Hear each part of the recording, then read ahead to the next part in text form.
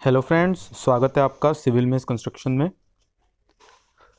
काफ़ी कॉल्स आने के बाद व्यूअर्स ने पूछा है कि सर आप कंस्ट्रक्शन करते टाइम हाउस कंस्ट्रक्शन के अंदर किस रेट पे हाउस कंस्ट्रक्ट करते हैं।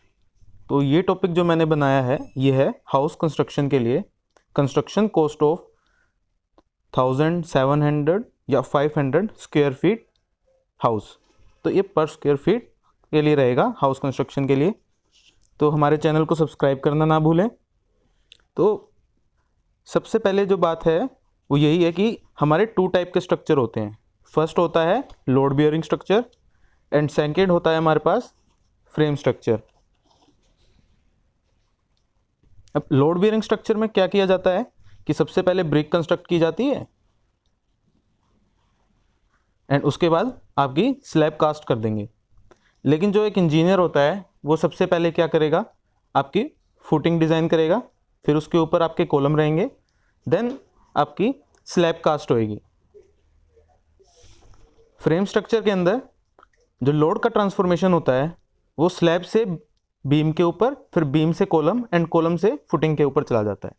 वहीं आपका लोड बियरिंग स्ट्रक्चर में आपका जो लोड रहेगा वो आपका स्लैब से सीधा ब्रिक वर्क से होता हुआ फाउंडेशन के ऊपर चला जाएगा। सिविल मेस कंस्ट्रक्शन के अंदर हम 3 टाइप से हाउस कंस्ट्रक्ट करते हैं, class A, class B and class C. Class A के अंदर मेनली हमारा फ्रेम स्ट्रक्चर ही रहता है जिसकी कॉस्टिंग 1500 से लेके 2500 पर स्क्वायर फीट रहती है। इसके अंदर आपका high quality of material use होता है। क्लास बी रहता है आपका लोड बेयरिंग स्ट्रक्चर के अंदर 1150 से 1200 पर स्क्वायर फीट ये जो चार्ज लिया जाता है। यहीं पे ही क्लास बी जो आपका हाउस कंस्ट्रक्ट होगा फ्रेम स्ट्रक्चर का ये 1290 के आसपास रहता है। और जो क्लास सी जिसके अंदर सबसे लो क्वालिटी, कईयों के पास ज़्यादा पैसे नहीं होते लेकिन सबका एक ड्रीम होता है कि उन्हें हाउस चाहिए अपना, तो लो क्वालिटी के अंदर कंस्ट्रक्ट जो होता है लोड बियरिंग के अंदर वो 800 से 850 पर स्क्वायर फीट हाउस कंस्ट्रक्ट हो जाता है।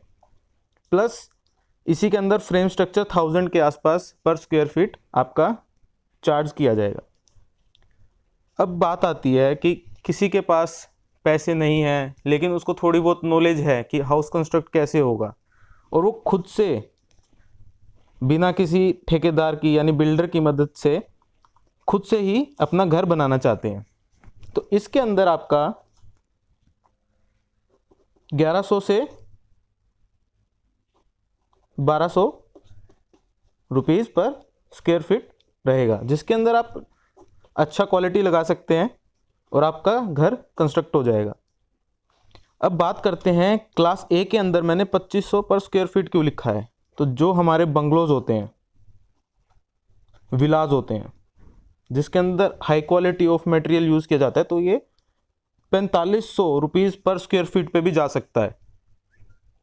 ये सब डिपेंड करता है कि आपने अपने किचन की फर्निशिंग, अपने अलमीराज की फिनिशिंग कैसे करवानी है। अब मैं आपको एक थंब रूल बता देता हूँ कि थंब रूल जो रहेगा हमारा 1000 स्क्वायर फीट के घर को कंस्ट्रक्ट करने के लिए। तो इसके अंदर ये जो हमने थंब रूल आपको दिया है ये हमने जो कंस्ट्रक्शन की है उसके अकॉर्डिंगली क्या क्या क्वांटिटी इसके अंदर यूज़ हुई उसके ऊपर ही मैं आपको बता रहा हूँ। तो सीमेंट जो हमारे 1000 स्क्वायर फीट के अंदर लगी हैं वो 170 बैग्स लगे हैं हमारे। अब इसको आपको कन्वर्ट करना है केजी के अंदर। तो सभी को पता आता है 1 kg of bag is equal to 50 kg और I can say 1 bag is equal to 50 kg। तो आपने 170 को 50 से मल्टीप्लाई कर दिया, ये आ गया आपका 8500 kg। अब आपको इसको टन में कन्वर्ट करना है। अब बात करते हैं हम सैंड और एग्रीगेट की क्वांटिटी की।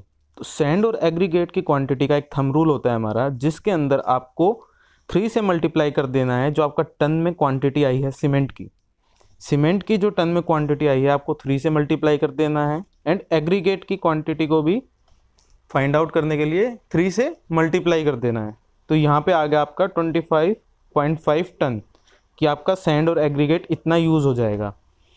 अब सम रूल होता है हमारा स्टील को कैलकुलेट करने के लिए कि पर स्क्वायर फीट आपका 2 kg स्टील यूज़ हो ही जाता है। तो आपने 1000 को 2 kg से मल्टीप्लाई कर दिया तो 2 टन आपका 2 टन स्टील लग जाएगा। अब इसी के अंदर आप 500 स्क्वायर फीट ले लीजिए। इसके अंदर आपके बैग, इसको आपको मल्टीप्लाई करना है कि आपका 500 स्क्वायर फीट के अंदर आपका 85 बैग्स यूज़ हो जाएगा। नाउ इसको आप 50 से मल्टीप्लाई करेंगे केजी में कन्वर्ट करने के लिए, तो ये आपका होगा 4250 kg एंड 4.2 टन। अगेन आप इसको 3 से मल्टीप्लाई करेंगे तो 12.6 टन आपका सैंड हो गया एंड एग्रीगेट हो गया। सैंड और एग्रीगेट आप वेट करके भी ले सकते हैं अपनी साइड पे, और स्क्वायर फीट के ऊपर भी, या क्यूबिक फीट में लेते हैं हम, क्यूबिक फीट में आप इसको साइड पे ले सकते हैं। तो बेस्ट रहता है क्यूबिक फीट में लेना, क्योंकि आप जो हाईवे मंगवाया है आपने या ट्रोला मंगवाया है उसको आप अच्छे से कैलकुलेट करके उसके अकॉर्डिंग ही क्यूबिक फीट में आप पैसे दे सकते हैं।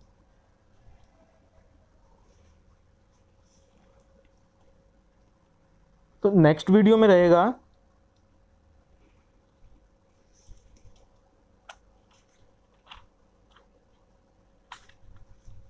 नेक्स्ट वीडियो में मैं आपको बताऊंगा मार्केट रेट क्या क्या है। अगर आपको टाइल लगवानी है, पेंट लगना है, सीमेंट लगना है, स्टील लगना है आपके हाउस के अंदर, तो मार्केट रेट क्या चल रहा है। तो ये वीडियो कैसी लगी आपको कमेंट बॉक्स में ज़रूर बताएं, लाइक करें, शेयर करें। और जो अभी भी स्टूडेंट्स बीटेक कर रहे हैं प्लस या बीटेक पास आउट हो चुके हैं, फ्रेशर हैं, उन तक वीडियो ज़रूर शेयर करें।